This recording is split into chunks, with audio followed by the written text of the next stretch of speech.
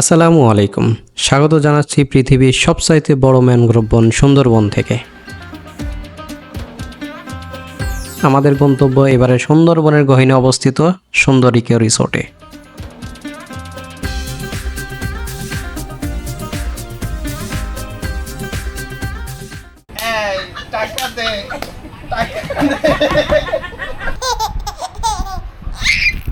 তো চলুন শুরু করা যাক।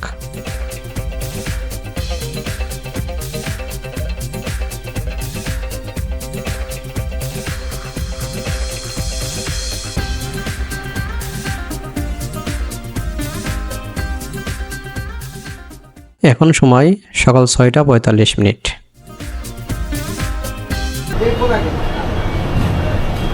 আমরা অপেক্ষা করছি সায়দাবাদ বাস টার্মিনালে আমাদের বাসের জন্য। রওনা দিলাম সুন্দরবনের উদ্দেশ্যে।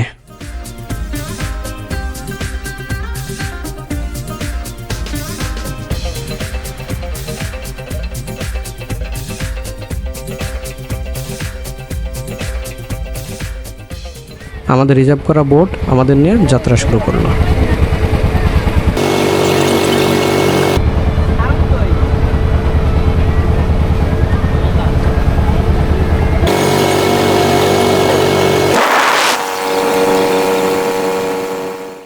পশুর নদী ধরে আমাদের বোট যাত্রা শুরু করলো আমাদের রিসোর্টের উদ্দেশ্যে।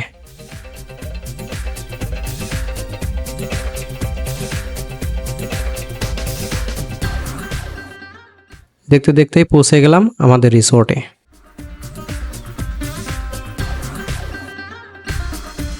রিসোর্টে নামার পর রিসেপশনটা যে এত সুন্দর হবে যেটা আমরা আগে কল্পনা করিনি। প্রথমে আমাদেরকে ওয়েলকাম জানালো ওয়েলকাম ড্রিঙ্কসের মাধ্যমে। এরপর নিশিত রিসোর্টে পৌঁছানোর সাথে সাথেই আশপাশটা একটু ঘুরে দেখা শুরু করলো। চলুন আমিও আপনাদেরকে আশপাশটা একটু ঘুরিয়ে দেখাই। রিসোর্টটা এত সুন্দর যেটা সামনে থেকে না দেখলে আপনারা ফিল করতে পারবেন না।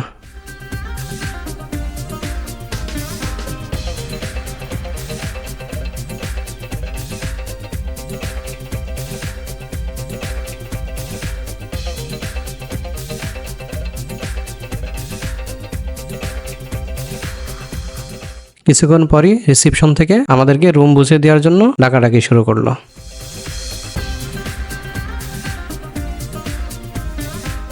আমাদের যে রুমটা দিয়েছিল তার নাম ছিল ম্যানগ্রোভ। এটা আমার ছেলের প্রথম ট্যুর, সে তো মহা খুশি।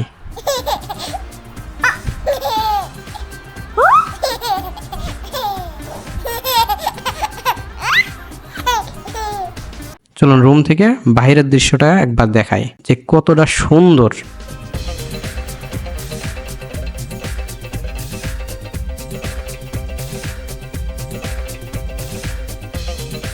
সুন্দরবনের গহীনে যে এত সুন্দর ইকো কটেজগুলো গড়ে উঠেছে, যদি আপনারা এখানে না আসেন তাহলে কখনোই বুঝতে পারবেন না।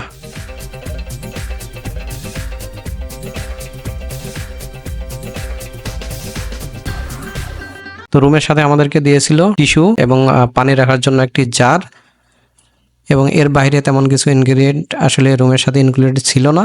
তো চলুন রুমের ওয়াশরুমটা একটু দেখাই। ফ্রেশ হওয়ার পরপরই আমাদেরকে দুপুরের খাবারের জন্য কল করা হলো।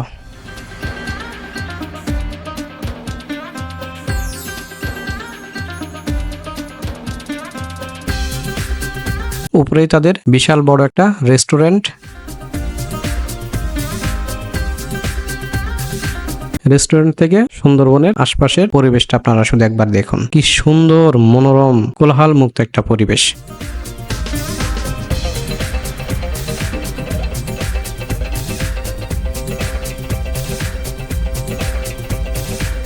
দুপুরের খাবার হিসাবে দিয়েছিল সাদা ভাত, সবজি, ডাউল, মুরগির মাংস এবং সালাদ।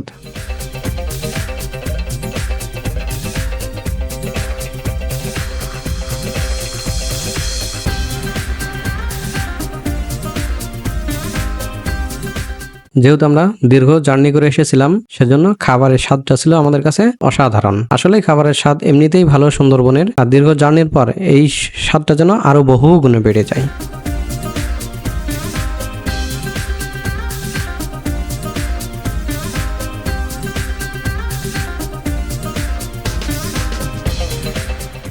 খাবার শেষ করে আমরা রিসোর্টের আশপাশটা একটু ঘোরাঘুরি করলাম এবং চলুন আপনাদেরকে দেখাই যে রিসোর্টটা আসলে কত সুন্দর। যদি আপনারা এখানে না আসেন তাহলে এর সৌন্দর্য আসলে ক্যামেরায় বুঝতে পারবেন না।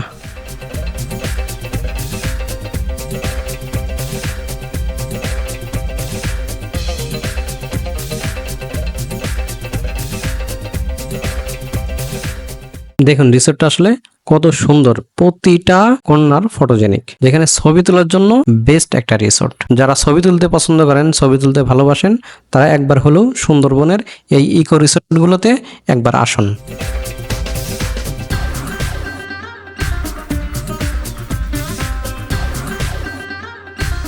আমরা সারাটা বিকাল বেশ ঘোরাঘুরি করলাম রিসোর্টের চারিপাশে এবং কিছু ছবি ওঠালো নিশি এবং আমার ছেলে।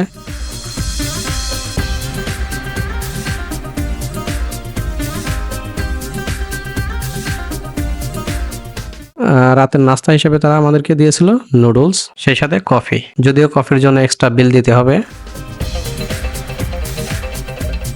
এবং নাস্তা শেষ করে আমরা রিসোর্টের অন্যান্য গেস্ট সহ আমরা গল্প এবং আড্ডায় মেতে উঠলাম।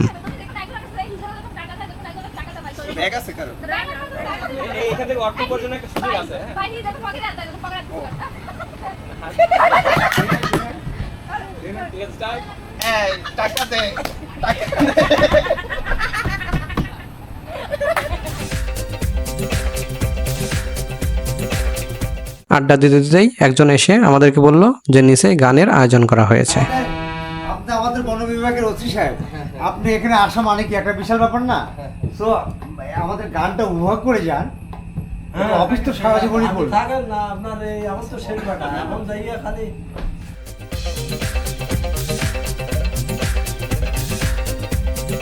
লোকাল শিল্পীদের গান শুনতে শুনতেই রাতের খাবারের সময় হয়ে গেল। রাতের খাবারের মেনু হিসাবে ছিল সাদা ভাত, সবজি, ডাউল, সালাদ এবং হাঁসের মাংস।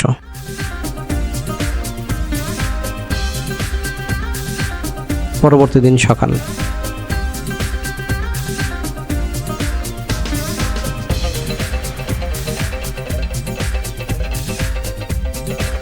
তো সকালবেলা উঠেই নিশি বলল যে আমি গোল ফল খাবো। গোল ফল দেখে সে নিজেই কাটা শুরু করলো।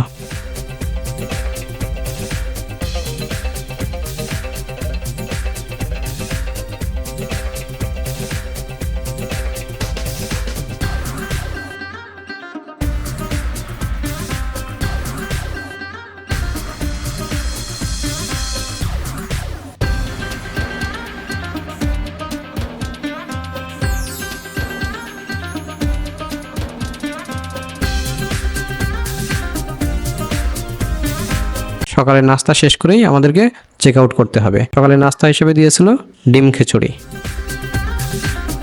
এবার ফেরার পালা।